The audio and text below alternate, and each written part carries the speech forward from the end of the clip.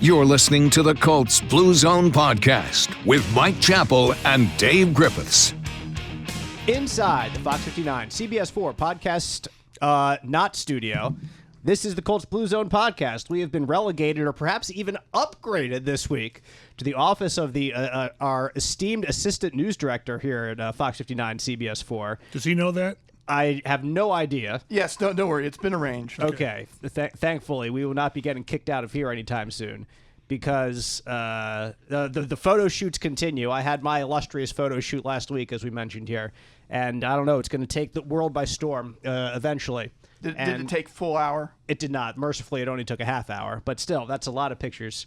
Is this like school picture day? You can order 3x5s, I hope 4x6s. You know, we're going to get the thing in the little mailer that Wallet says shots. Little gold watermark on it. Yeah, exactly. And it's all official, and we send it in the Christmas cards, and call it a day.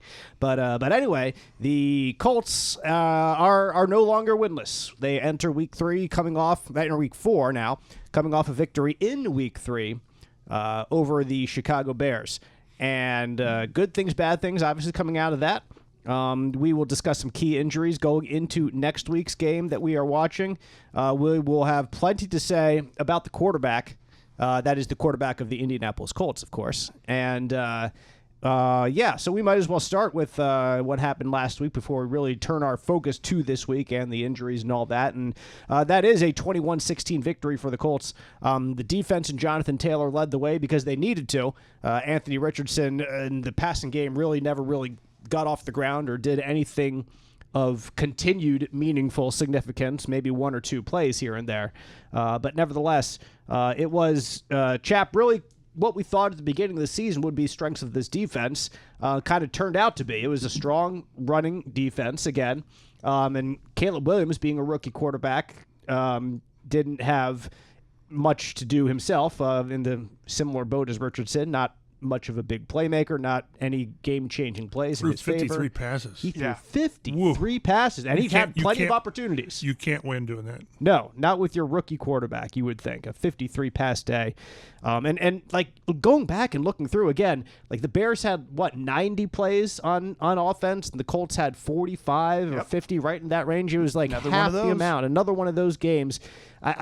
It's not a sustainable way, Chap, to win in the NFL is to have half as many offensive plays as your opponent. But in this case, it worked just because, the Bears couldn't finish anything. They couldn't maintain any semblance of consistency, like I said, and it worked for the Colts this time around. But again, all the things that the Colts did, again, good run defense. We'll see if that's sustainable without Buck in there. It helps that the Bears couldn't and can't run the football. Mm-hmm. It's one of those things that makes it so hard to judge because the Bears are so bad. Like, that offensive line is bad. Right. There's just nothing real positive for them. They couldn't finish a goal line drive.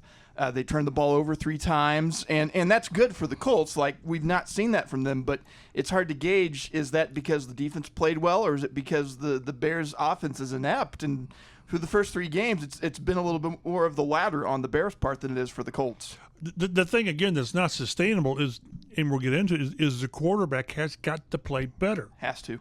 49%. You can't win consistently.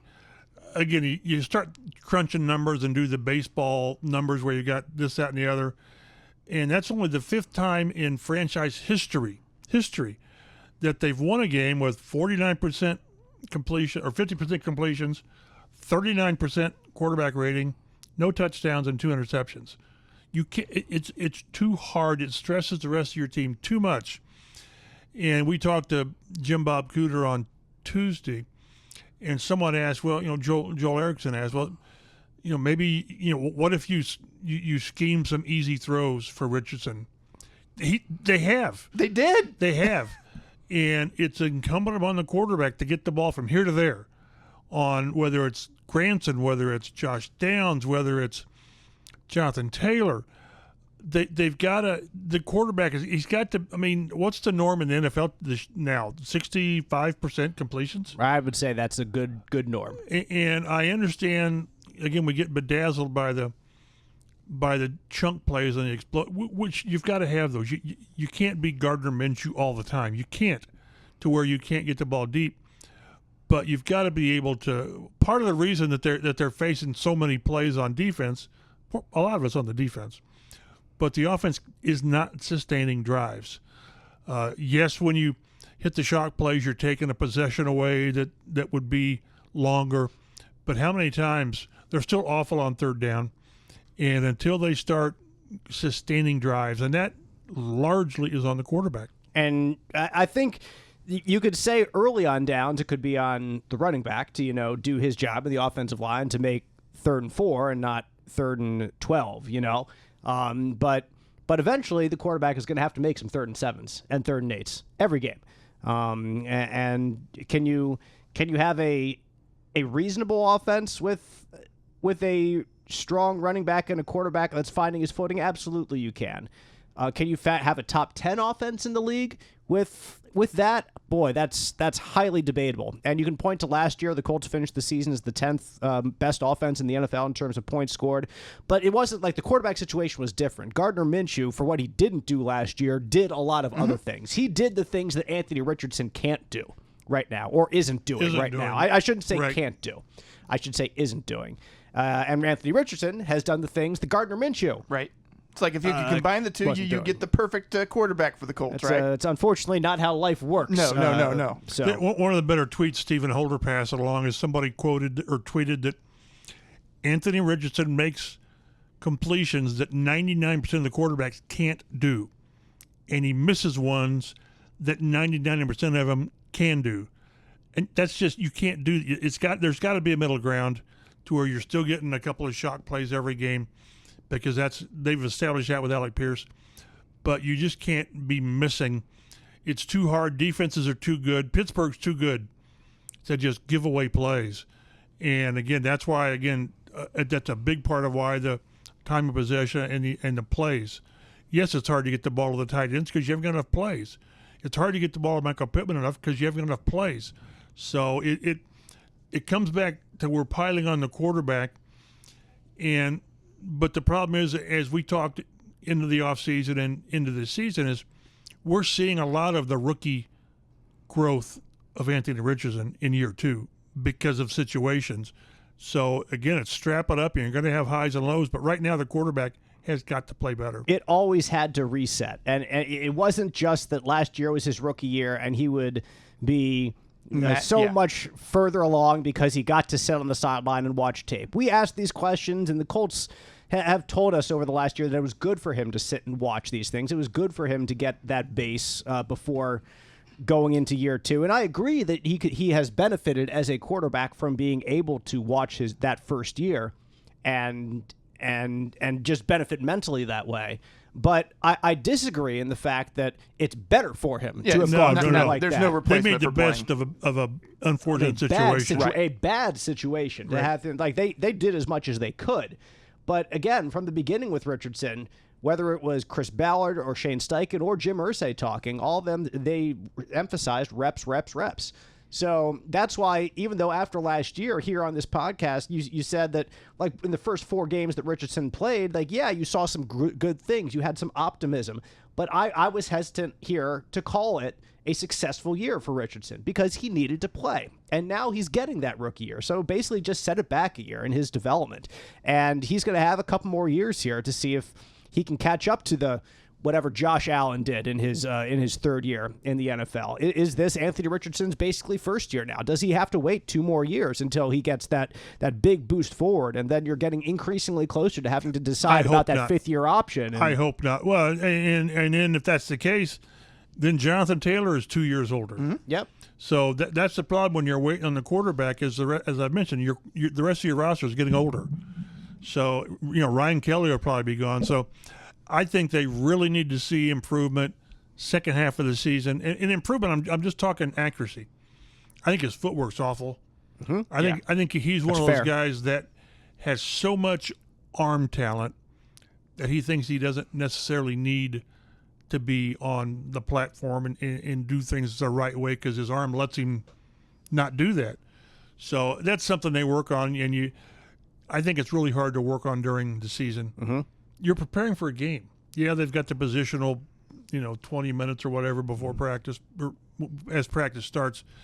he needs this off season to where that's what you're working on, because again, like James Boyd mentioned, his rehab from the shoulder surgery, there was a long period of time he couldn't do footwork drills because it thumped his shoulder. So we knew it was a work in progress. It's just got to be quicker, a better learning curve on his part. I think a perfect two examples of the footwork issue / non-issue are first the touchdown pass to Ashton Doolin in week 1 against the Texans. Like, he was off balance a bit and zipped it in there. I think the other touchdown to Pierce, like, he set his feet as best he could. That's not really a footwork issue. That was just an incredible display of his arm. But his arm let him make it. Exactly. Right. And his arm let him make the Ashton Doolin throw, too, when his footwork was not great. Yeah, and there was no window there. Exactly, and that's the thing. There was no time to work on the footwork. So if you want to throw that ball, that was going to be my point, that you need to sling it in there right there and not kind of set your feet. But the bad example of this is just last week against the Bears, the Michael Pittman overthrow and interception as he's rolling out to his right.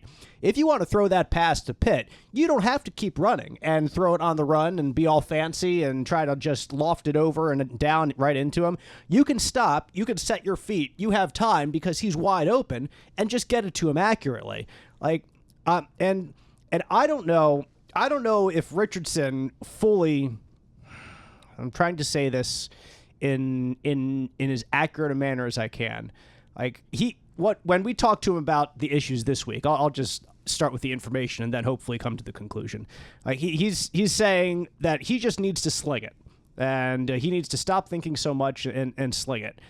Man, I don't know if that's true.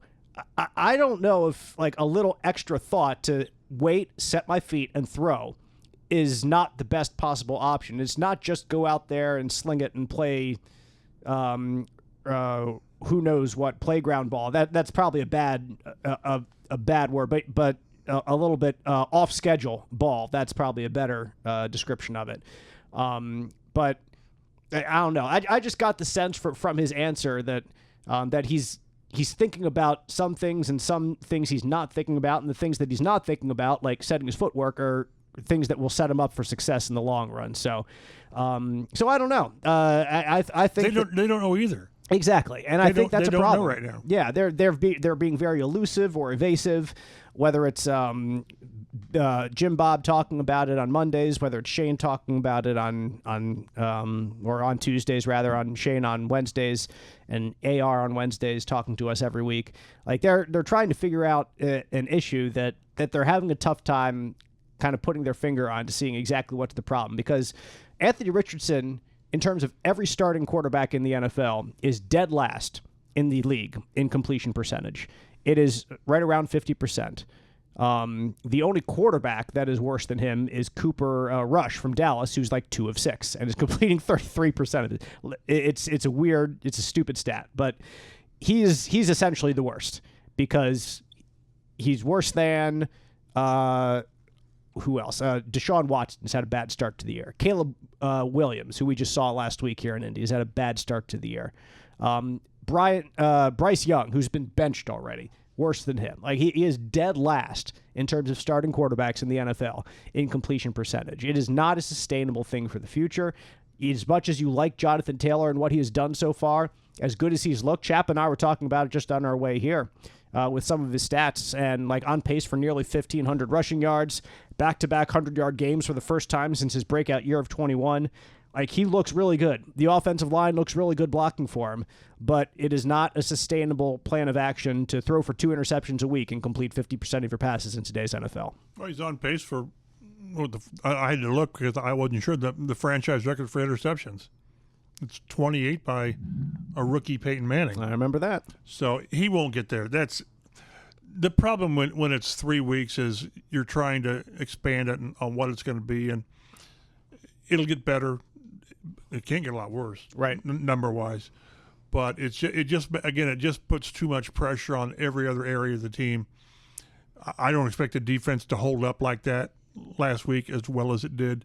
The numbers were kind of skewed because with Caleb Williams, remember, there was 44 yards on the last play of the first half. Right. Almost 45 on the Hail Mary that almost was. Almost 45. Yeah. So, but the quarterback doesn't have to do too much. He just has to hit, as Chris Ballard says, the layups. These aren't hard throws. It seems like he says he gets excited on the short throws because he just wants to go hand it to the guy. But, and if there's not 5 or 6 drops, are we having this discussion? Because then the completion percentage is 53, 54%, and then maybe it's not that big of a deal. We'd probably still be having the conversation because I think of the one, I think it was Josh Downs on the right side, 10 yards over his head. Right. Wide open right there. And then he overthrew Pierce down the field too. Yep. And he had another one where I think trying to compensate for some of the stuff, he had A.D. Mitchell on the right sideline. I think he took some off that ball. He kind of floated it in there. And that allowed the defensive back to get up there and knock that ball down. Right. Otherwise, that would have been a long completion for him as well. He started 7 games. Folks, he started 7 games. And we'll talk next week. He started 8 games. So we all want the old instant gratification. We're not going to get it. He may go out next week and just light the Steelers up, with the 15 to 22 for 250 and a couple of touchdowns, and then the next week in Jacksonville in the black hole, have a bad game. But so that's what it is. We know there's going to be ups and downs. I didn't think the downs would be such inaccuracy, and that's what we're getting right now, which is just it's confusing. And also decision making. That interception in the end zone.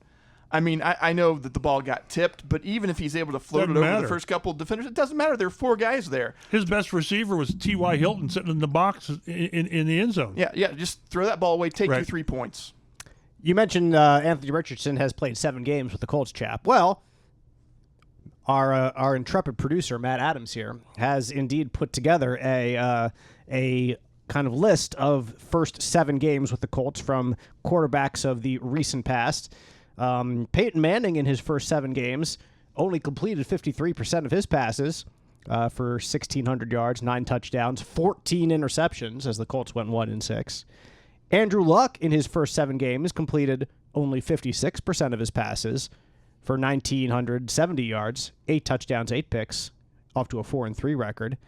Matt Ryan, 73% of his passes because he was completing short passes because he didn't have time to complete anything else. It was snap, throw. I know it's not an apples-to-apples comparison with Ryan, but we consider that Colts team to not be a very good team. Right. But when you look at those numbers in a vacuum, they don't look that bad. 2,000 yards. He was among the league leaders in the early year in passing yards.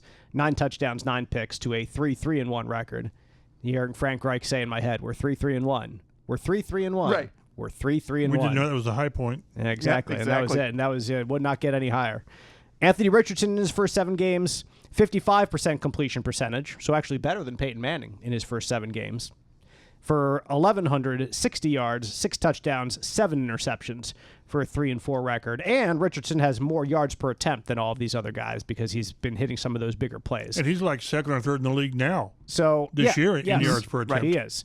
So you could say by looking at those stats, oh, maybe you guys, Dave, Mike, Matt, you guys are overreacting. This is just what rookie quarterbacks are going through. But like I don't think it's an overreaction because we told you at the beginning of the season there were going to be some ups and downs. Chap says this down is a little bit more perhaps than you might have expected, but also today's NFL is different than when Peyton Manning was in the NFL. Right. And back then 60 or 61% completions was probably a good quarterback completion percentage. Now, like we just mentioned, 65 is much more like par for the course. And if you want to be a good quarterback in the league, it needs to be even better than that. So and also look at the difference in pass volume.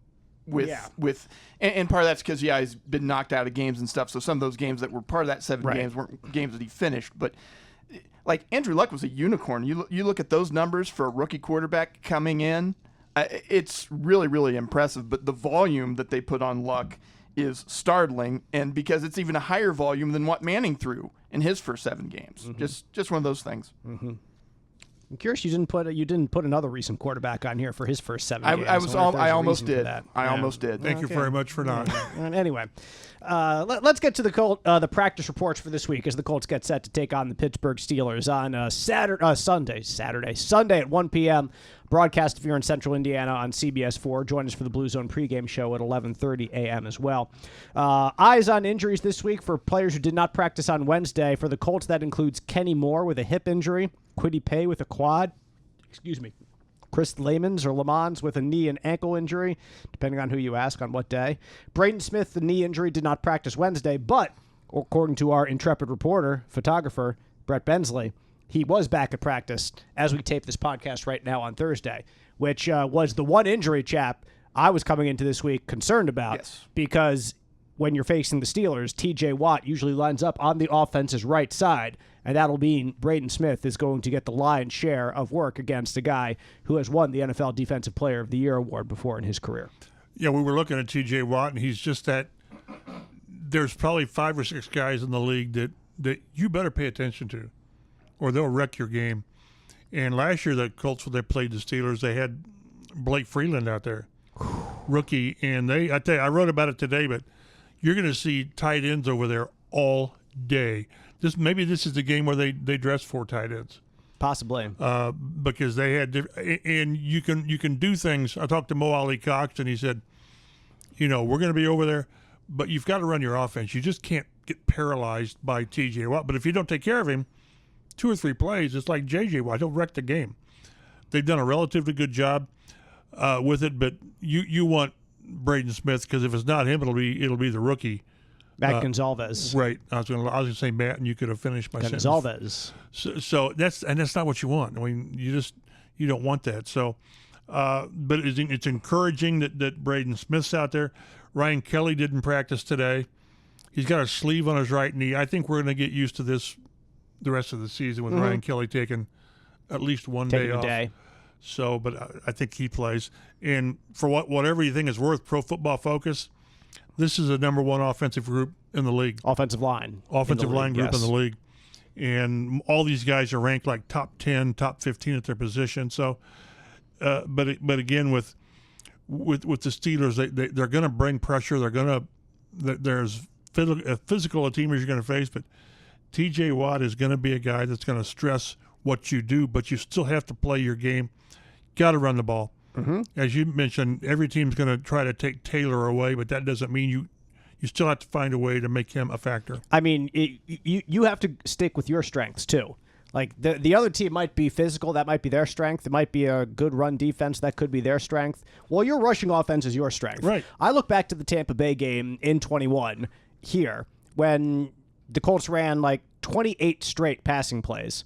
And some of those were calls, some of those were, options, some of those were like RPO plays where it's up to the quarterback. But still, like there's no way you can run 28 straight passing plays, even if the rush defense opposite you is the number 1 rush defense in the NFL, when the running game is supposed to be your specialty. And that's what Quentin Nelson did when on Hard Knocks he walked up to Frank Reich on the sideline and says, "Frank, can we just run a straight run play? Can you call a run play? Can we call a straight run play, please?"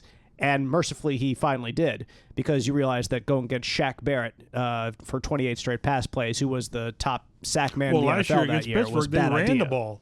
Yes, they did. Like 22, 25 straight times. Well, yes, you can do that if you keep moving the ball. Right. I have and no problem with that. without Jonathan Taylor. Yeah, exactly. And without Zach Moss in the second half. Yep, it was Tyler Goodson. It was Trey Sermon.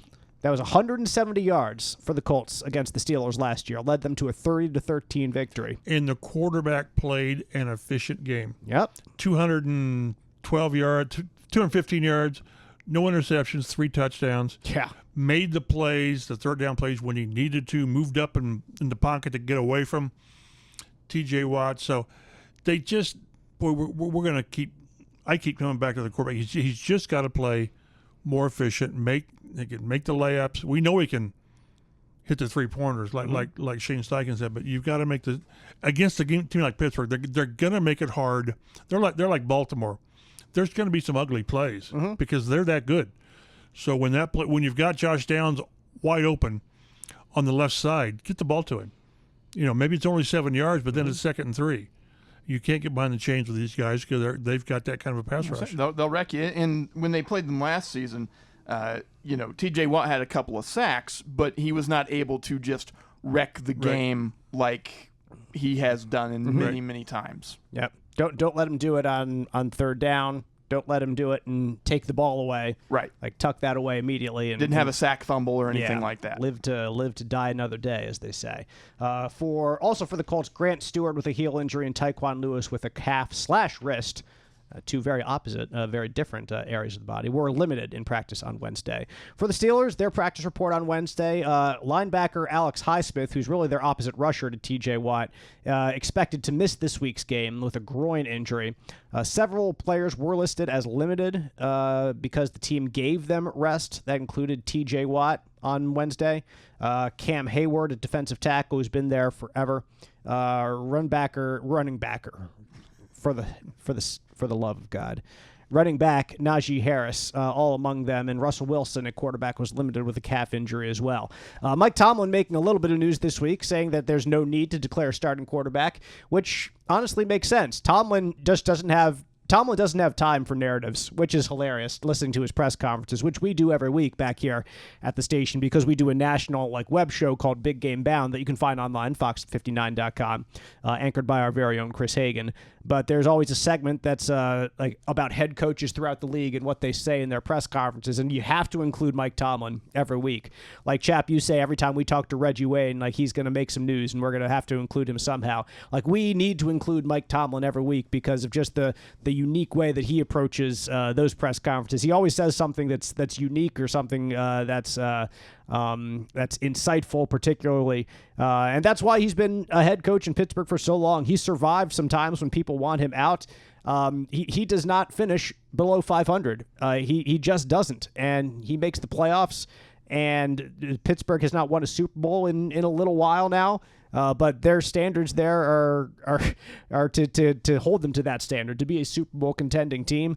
And heck, they're playing great so far. Their record says they're 3-0. Perfect. So that's great to me, saying that they're 3-0. There are certainly ways that you think that they could be a better team, but the one stat that matters, they have answered the bell every week, and so they've been perfect so far. Just from the outside, I want to see what happens. Maybe it's probably next week when Russell Wilson is a full participant. Exactly. And That'll then, be curious. And then you sort of have to answer the quarterback question. And let's say the Steelers are 4-0. We're hoping they're 3-1. But how do you get away from a quarterback who's doing enough in Justin Fields to get you wins? So we'll see. Again, that's something for the outside. We don't want any of that stuff around here. We've had that before. But again, this is not a flashy team. Again, they've scored 3 offensive touchdowns. That's it. That's it. And they've won 3 games. They've won offensive touchdown for every win. Right. And TJ Watt's got 3 sacks, 1 in each game. There's nothing flashy. But, again, it's fortunately for the Colts, they've sort of gotten off the schneid on the Pittsburgh series. Mm-hmm. Yep. Haven't they won 2 of the last 3? No, it's just 1. It was just last year, I thought. I thought they've won 2 of the last 3. I don't think so. I thought they'd lost 8 straight before they won last year. year. Okay, that's what it was. Okay. Yeah. So at least they've gotten off the schneid on that, and they need to keep this thing going because again, they got Jacksonville next week, and we know when you go down there, you'll do what you do down there. I do my best. But then again, the schedule gives you a chance to get something going and stack on some wins, but it starts with Sunday. The Steelers are one of just 5 3-0 teams left in the NFL. The Bills, Chiefs, Vikings, and Seahawks are all the others. And of course, all of those have had much better offenses than the Steelers have had. They've won things defensively. Eventually, you can't win every game scoring 16 points, Matt. Right. And so the Steelers know that what they have right now is also not sustainable. Like the Colts know what they have at quarterback is not sustainable. This is what happens early in the season. That doesn't mean they're going to change quarterbacks. No. I don't mean to imply that. But if the Colts do beat them this week, it certainly gives Mike Tomlin a much easier avenue to say, well, we know that we had some deficiencies the first couple weeks, but after that loss, you can make a much better decision to say, yep, we're going with Russell on here right now. But if Justin Fields keeps winning, there's no way they can pull them eventually. But no matter how, he's not messing it up. No, exactly. So as long as your defense is playing as well as it has, and that kind of shines a light on the defense, I think, is that the defense is playing that well that a Justin Fields-led offense that is not scoring all that much can keep winning week after week. Yeah, just don't make mistakes. And part of that is also, being smart with your plays. And I think they've only had 1 turnover on offense this season. So that has been the key for them. When you play clean football, that gives you a margin of error when you have a great defense, and I do, great probably may not be the word, but Pittsburgh has a tremendous defense. Yes. They are number one in the league in terms of yards allowed. Right. They're averaging only giving up 230-ish, I think it is, yards allowed. I believe they're top 5. They're certainly top 10 in both passing and running, so it's not like they have a specific weakness, one or the other. Justin Fields, if he's been anything that's been good, it is his efficiency. He's completing 73% of his passes right now. 518 yards, about 7 yards per attempt. 2 touchdowns, 1 interception. So it's been nothing flashy from Fields. But you know what? Who would take that right now? The Colts would take that. Your Indianapolis Colts. Yep. A little bit of consistency would be nice, and they would certainly take a 3-0 record after 3 weeks of this season. I mean, you look at their other playmakers outside of Fields. Najee Harris, 3.8 yards per carry. Electric offense, 209 yards on the season. Cordarrelle Patterson, 10 carries for 49 yards. He's averaging about 5 yards per touch. Jalen Warren, 14 carries for 54 yards. So all those guys, Cordarrelle is certainly the most explosive out of all of them. Explosive meaning 5 yards per carry, which, hey, Jonathan Taylor's averaging 5 yards per carry this season, but he's also carried the ball like 60 or 70 times instead of just 10 for Patterson. At wideout, George Pickens, 13 catches, 171 yards. He has 3 catches of 20 yards or more. He's the one that you have to watch out for more than anyone else. He can make electric plays, man. Again, consistency would be the word of improvement when it comes to him in his early career. Calvin Austin III, 6 catches, 108 yards, and a touchdown. He's averaging 18 yards per catch. So he's also a guy that you have to watch out for deep if they get free. Pat Freiermuth, 12 catches, 99 yards. The typical Jack Doyle stat line there for 2 different games. You know, he's works. Yep, exactly. Works. Gets the job done. On defense, safeties, Deshaun Elliott and Minkah Fitzpatrick lead the team in tackles with 18 and 16. T.J. Watt, 3 sacks, 5 tackles for loss. What has been a huge benefit is the turnover differentials. The Steelers are +4 with 5 takeaways and just 1 giveaway, like you mentioned, Chap. Only 1 turnover on offense. The Colts, on the other hand, -2, 4 takeaways and 6 giveaways. You just don't turn the ball over. And Steelers, they know what is going to work well for them on offense or work well for them as a team, and they've been able to execute it. That's why they have a 3-0 record. They're not trying to do anything too dramatic right now. They're just trying to win the game, and they know how they can win the game. It's with their strong defense. So the offense is not going to muck it up. It's not going to be this Mike Martz greatest show on turf offense ever for this team specifically. So you're going to go to the game. You're going to watch this game, which I hope you do on CBS4 on Sunday. That'd be fantastic. It's not going to be an electric game. It's going to be a grinded out game. I think the best hope you could have for some excitement would be something similar to last year. If the Colts start to break some runs in the second half and really start to wear them down in that second half, and then they pull away, that would be the one way that they could win this game, in my opinion, is just through running it continually, wearing down the Steeler defense, and in the second half, like Jonathan Taylor does from time to time, just break some runs and be the ultimate difference in the game. Quentin Nelson after the game last week called it body blows with Jonathan Taylor. You just keep, maybe it's 1, maybe it's 3, maybe it's a -2, but you know that every time he touches it, it may be something special, like that 29-yard touchdown that I still don't believe that Anthony Richardson gave him a heads up on the safety. I think that's BS, but that's me. But and again with Pittsburgh, they've made it very clear they want to, and they're going to run the ball. I think they're like top 2 in rushing attempts, but they're near the bottom in rushing yards per play. But it tells you they want to run the ball. They don't care. They will grind it out. Exactly, and that's one reason you get lower scores. And the quarterback plays into that. Justin Fields is very capable of going for 110 yards for a game. He can. So this has got that game where you think, this ought to be like 2 hours and 40 minutes. Yeah, it just seems like it. But it won't be, because it'll be 3 hours and 3 minutes. It always is, every week, every game. So this is 2 teams that very much what they want to do and which one is better at doing it, and that's why the local quarterback needs to compete. We'll know right away in the first quarter. There's going to be a couple of 3rd and 3s and 3rd and 7s that he has to make. And hopefully he makes them. I think we're going to find out a considerable amount about the Colts' rush defense this week, because after the first 2 weeks, it was stunning. that they were so bad. 474. With the same group as last year, that they were that bad. Last week, you didn't have DeForest Buckner, so it was, boy, can they tread water even. And they completely shut down the Bears. I think you can very reasonably try to explain that in that the Bears' offensive line is one of the worst in the NFL. And they are terrible. They were playing Matt Pryor, Colts fans. There you go. As he played a little bit at left tackle when their left tackle got knocked out. Then they quickly moved him back inside. They quickly moved him back inside to right guard where he was stationed there for the rest of the game. But that experiment here failed. We saw that with our own eyes.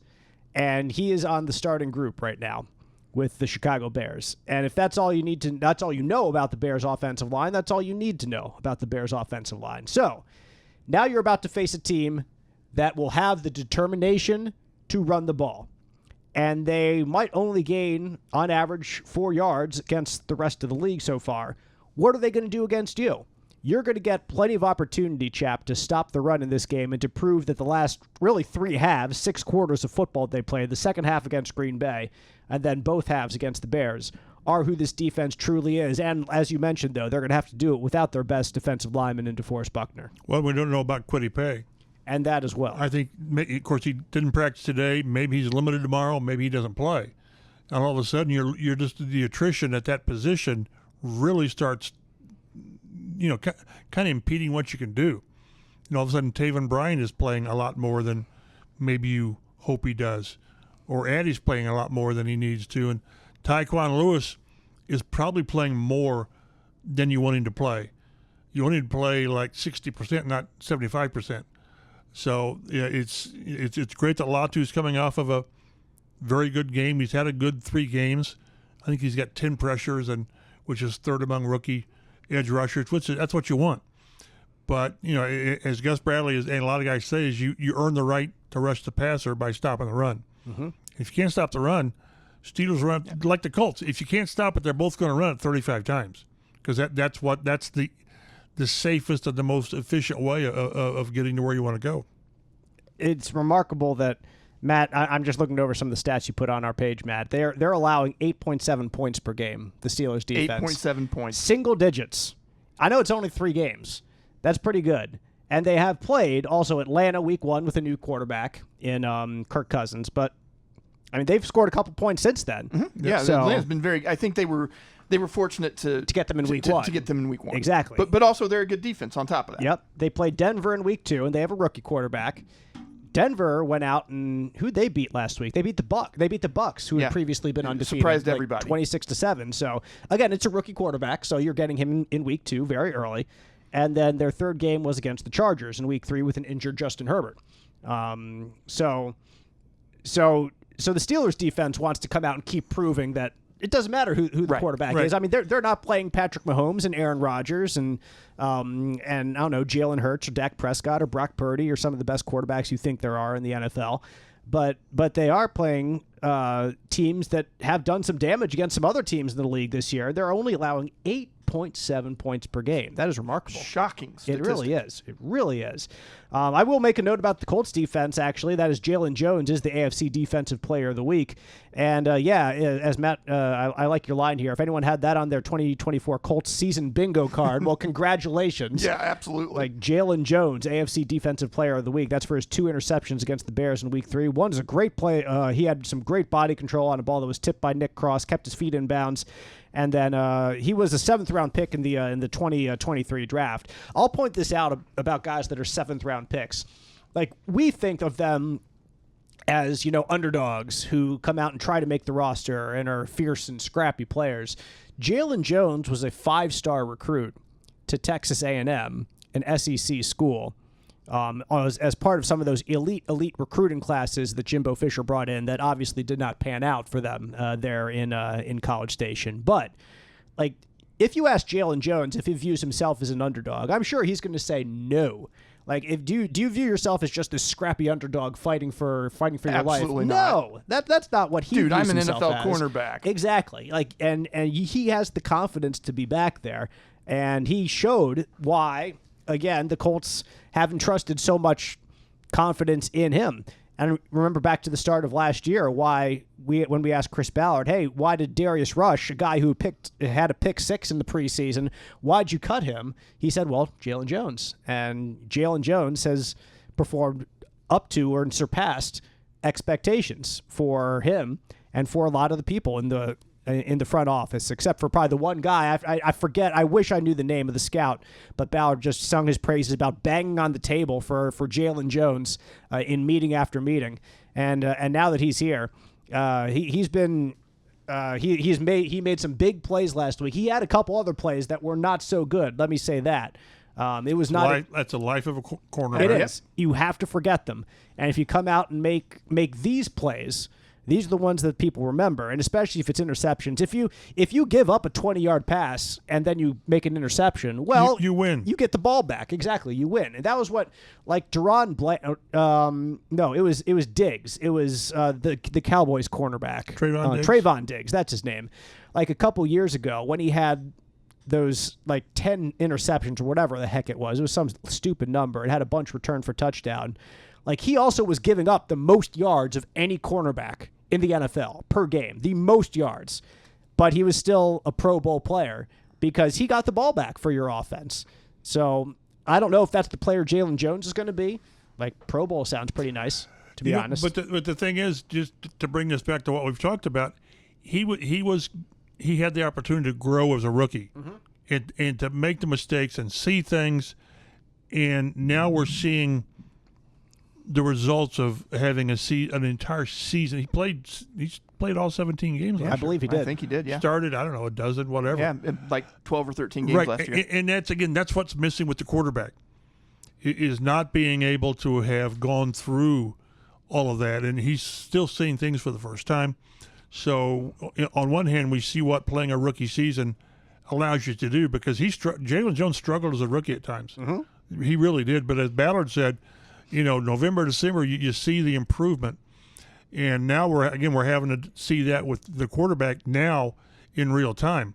So as much as, like you said, as much as they told us that the quarterback benefited from watching from the sidelines, it ain't the same. No. It never will be.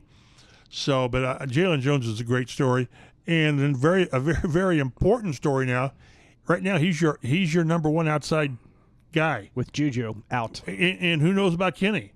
Yep. I think Kenny will do whatever he can to play, but all of a sudden that secondary room, the corner room, it's thin, man. It's thin. And how are they going to use Sam Womack?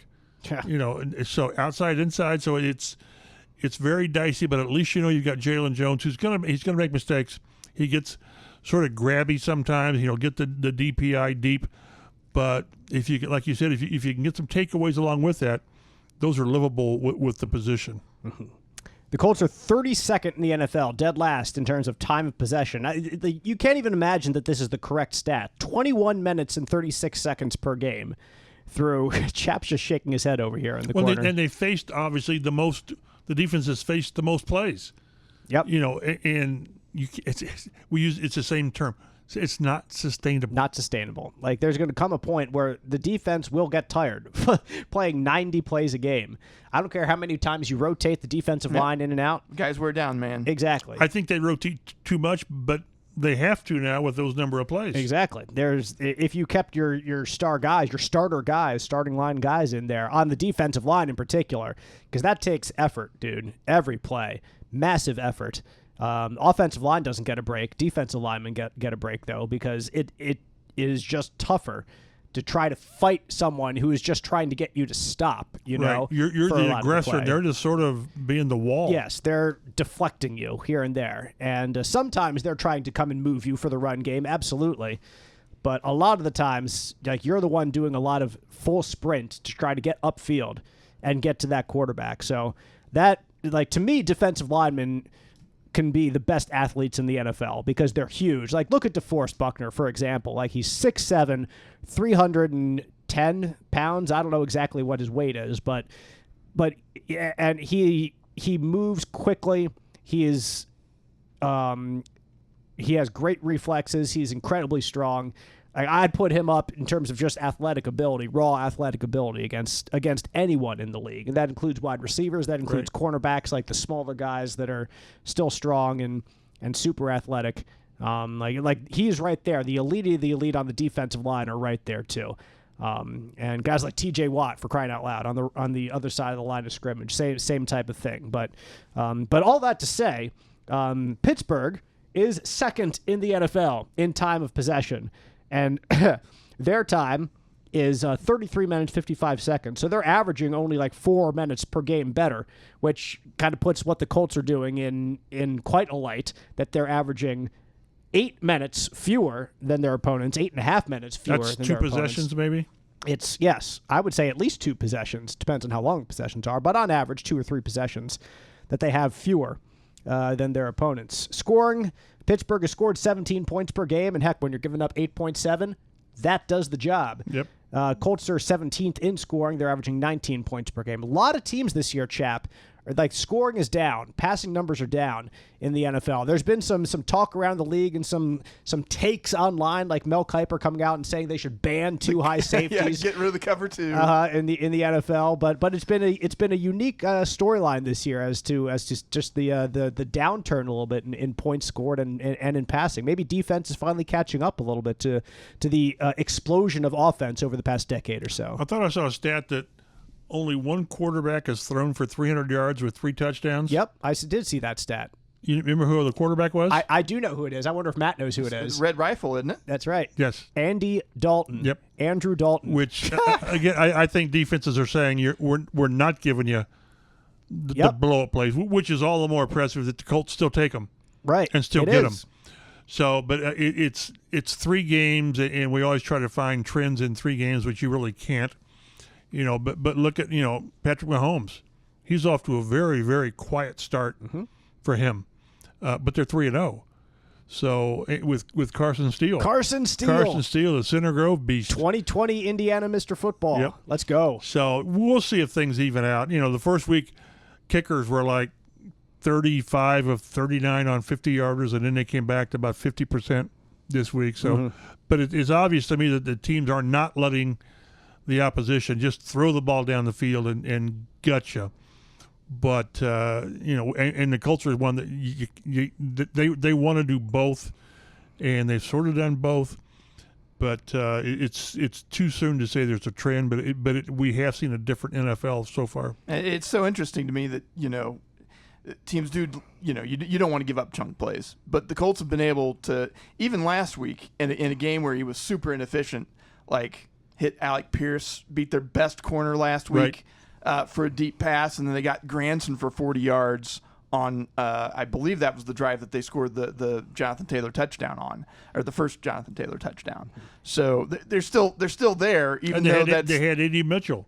Yeah, it would have been 30-some yards. Yep, it would have been another big play if he hadn't floated like he did. So they're going against the grain on this, but again, as we've said, they've got to not lose those, but they've got to be better at sustaining things to get that time of possession, and the number of plays are ridiculous. Because also in that game, I believe Chicago, who has a terrible offense, was still able to put a 7-minute drive on for the Colts near the end of the game, and actually that sort of worked in the Colts' favor, because they condensed the amount of game time left to try to make a comeback. Pittsburgh's also 24th in total offense. Colts are 17th in terms of yards per game, 12th in rushing, 11th in rushing. So they're both right near each other in terms of how many. Like Pittsburgh, it's just because of amplitude. Like they keep running. Quantity. Exactly. Colts have broken a couple more bigger plays. I forgot to look up the yards per carry there. They're 3.8 the Steelers? Is it that high? I think that's about right. Which is certainly below average. Right. And Taylor's averaging 5.1 himself right now. And we said from the start, he said he's on pace for 1,400 yards. For 1,497 or something like that. So it's like right below 1,500. So I sort of thought 1,200 yards, but are you getting 5 yards a carry? Because I thought to this point that, and I think over the time we'll see it, Richardson still isn't running the ball much. Whether that's by design, I hope it's not. I hope they're not running him because they don't want to expose him to injury, because that's part of his superpower. Yep, is running the ball. So, but get Taylor. The yards are great. The big plays are great. I think during 2011 or 2021, God, was he 5'5", 5'6" a carry? So that's what you want from Taylor is the average. Yes, the yards, but the average, you want that to be up there. Go ahead. I was just going to say, I thought a couple of times when they ran the read option last week that there were a couple of times I thought Richardson should have pulled that ball out. There were one or two that it was there on the left side. Yeah, it was there on the edge if he right. wanted it. It seems like it. In terms of him running in general, I think teams could be scheming that. Like they could be running more zone, especially in passing games, which makes it tougher to take off and run. And if anything, it could be just a copycat league from week one, because last year he torched the Texans running the ball before he got hurt in that first quarter, like ran for 2 quick touchdowns. So week one, Texans had to come out thinking we cannot let Anthony Richardson run all over us like he did. So they didn't, and they won the game. So the Packers think, they kept him from running the ball. We should probably do that too. And hey, Taylor still runs for 100 yards in that game off 12, 13 carries. So they might have said, let's let Taylor beat us, but not Richardson with his legs. And if I'm the Colts, I'm fine with that. Yeah, as long as you get be. the yards. Yeah, where's the matter where it comes from? I agree. I completely agree. And so that comes back to like criticisms of the game plan in week 2 and not running the ball more. There was a lot of criticism there. Exactly, warranted. Yes, and we discussed that, so we don't have to dive too much into that anymore. But like I said, like a reason that Richardson maybe hasn't run as much is because the teams have schemed it and seen that it kind of worked. We will see more again against the Steelers here in week 4, because 3 games just not quite enough to make serious. We've still got 14 regular season games to go. Season-long conclusions as to the veracity of certain claims about these teams.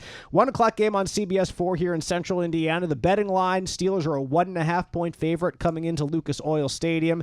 And the over-under, once again, is just 40 points. So that does not happen too often. It's about 3 weeks in a row, isn't it? Yeah, I don't know what it was last year. I think it was last week was like 43, I thought it was, 43 and a half.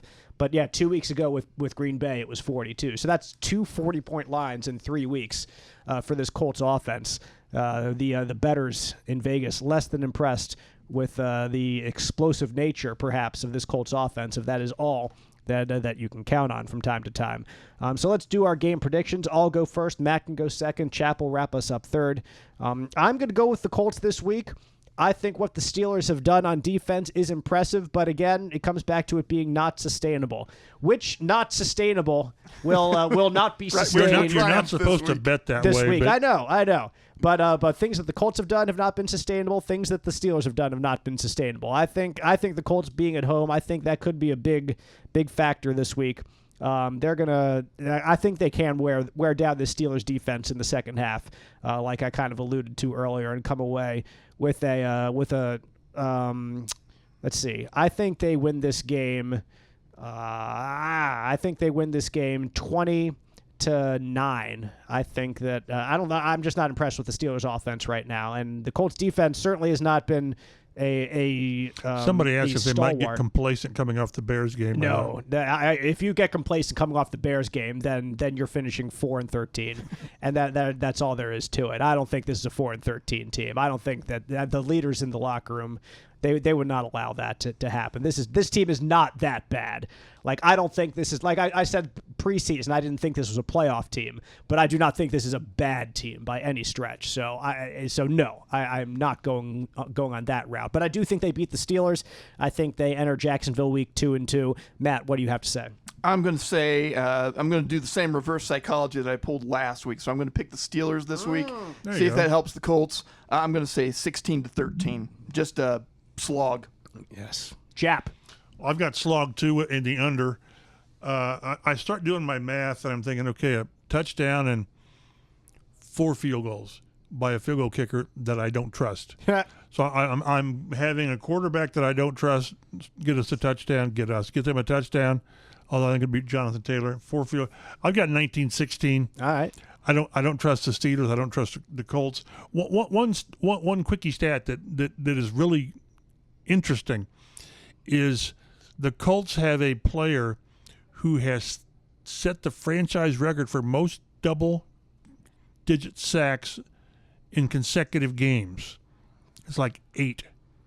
And it's the second longest streak in NFL history since they started keeping tackles in 1987.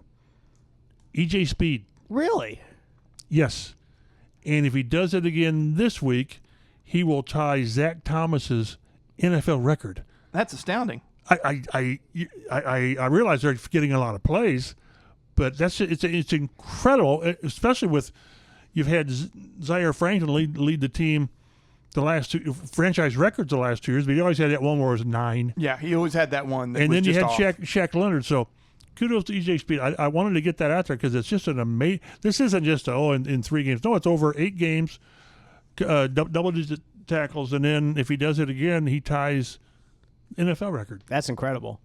Good for EJ. So, but 1916. But go ahead. Guy who was a wide receiver at first at Tarleton State, Division II, I believe, program in Texas. So it was good to see the linebackers leading in tackling last week. Yes. In tackle numbers. They've got three of the top 5 tacklers in the league. Again, facing so many plays. Because they're facing 90 plays a game. But Nick Cross is first.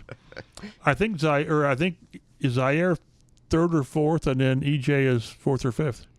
That's probably not sustainable. No, you don't want your safety. You want to see the linebackers climb that list, and for Nick Cross to drop out. Get 6 or 7 a game for the safety. I think we have a title for this week's podcast, Matt. It is not sustainable. Not sustainable. The Colts are taking on the much Steelers like this weekend. podcast. It's not in this office. Not in it's this not office. sustainable. Yes, exactly. We're gonna have to head back to the photo booth. I mean the podcast room eventually. But we do appreciate you listening, and we encourage you to subscribe to the Colts Blue Zone podcast. Get us delivered to you whenever we drop during the season. That is almost always going to be Thursday afternoons.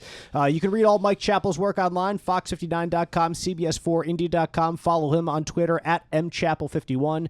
Matt Adams is at Statabatti. I'm Dave Griffiths at DaveG_sports. We will see you next week on the Colts Blue Zone podcast.